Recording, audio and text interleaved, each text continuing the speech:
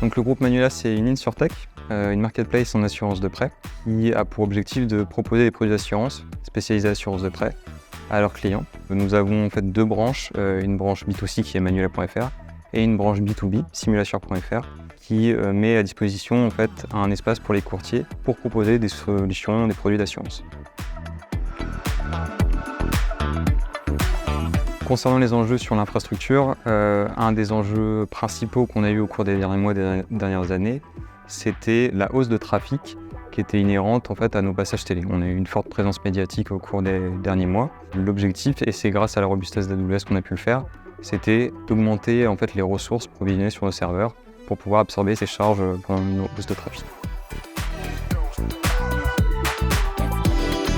Un exemple assez parlant de ce qu'on a pu faire avec AWS, c'était il y a un an, on a subi en fait une attaque de déni de service, une attaque DDoS, environ 3 millions de requêtes par minute, quelque chose d'assez important provenant de multiples pays.